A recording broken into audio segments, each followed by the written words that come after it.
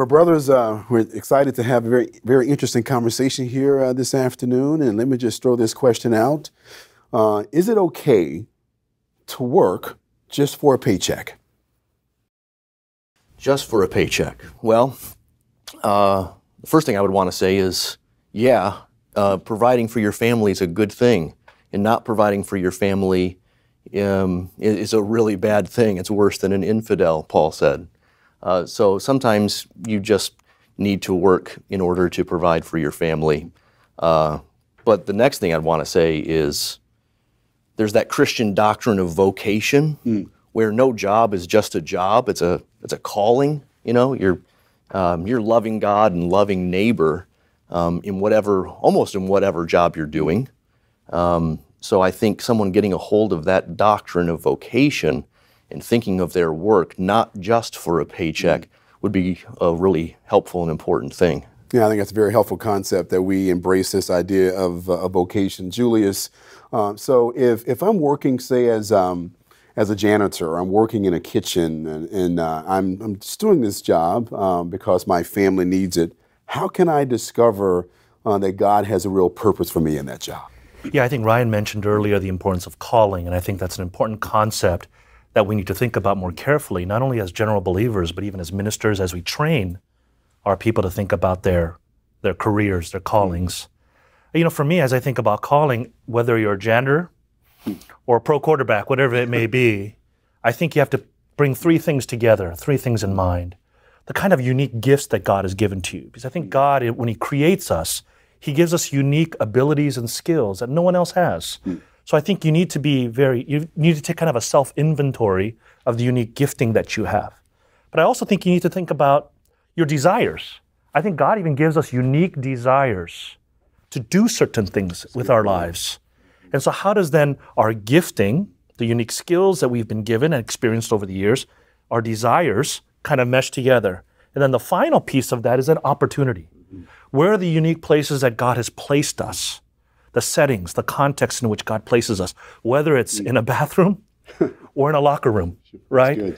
God has somehow given us these unique gifting, desire, and context that how do we then ultimately honor God, like Ryan said, honor God and also serve our neighbor to the best of our ability. So I think that's the way I would try to approach our people, at least my people in my church, as they think about their vocation. So there's nothing wrong with switching jobs in order to be more useful to others, more glorifying to God, to find something that I enjoy more than what I have been doing, right? Absolutely. And what I tell people is, I don't think that means you have to be necessarily a minister to do that. I think when people think about calling, they think, oh, no, pastor, I don't want to be a pastor. Like, actually, no. Be a cobbler, Luther said, right? Luther talked about be the best cobbler you can be. And in that way, you actually honor God and you serve your neighbor to the best of your ability. Yeah, I think that's very helpful. I think a lot of the challenges that we feel as we work is that many of us work in areas that we don't really feel passionate about. And I guess the question for us is, as I go to work every day to do my job, that's not my heart. I don't really feel called to it, at least not in the sense that I've got this real desire or drive to do it, yet God has providentially placed me there. That's right. And so how do I lean into a job and make it a vocation when I don't really feel a deep conviction around the work itself? Yeah. Preaching to yourself, right? So it's a mindset, it's an orientation. Our natural inclination is towards envy and towards complaint. But if I'm going about my difficult work, even frustrating work, telling myself what I know to be true, you know, maybe going through a book on vocation, or there are a lot of new books out on work and sort of a theology of work. Something like that could be really helpful for someone who's really struggling to see it more than drudgery. Yeah, that's really good. That's really good. Is there a transformational element to doing work that we're not really attracted to, but yet doing it in a very focused way, doing it with excellence? How does that shape us and really kind of, bring us more into, like, say, a sanctification process?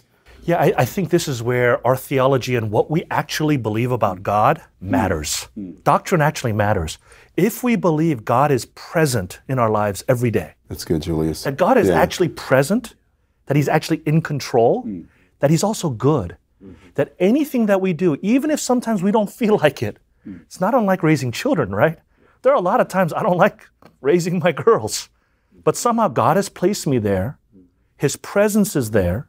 He's sovereign over this situation. He's given me certain skills. Now, prayerfully, I got to say, Lord, I'm going to listen to you through your word by your Spirit. How do I best pursue excellence as a father, as a minister, as a janitor, as a whatever I do?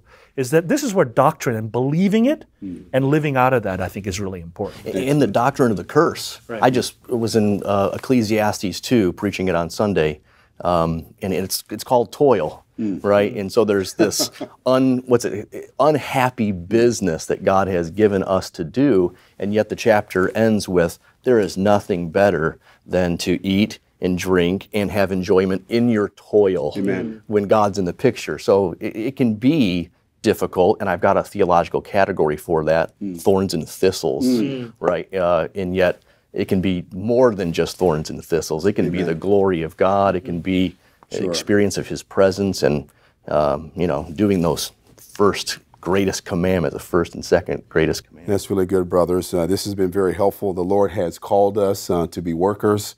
God is a worker. Most of the folks in our churches have jobs. It's important for us to provide this kind of real encouragement and affirmation that God has called them where they are. Amen.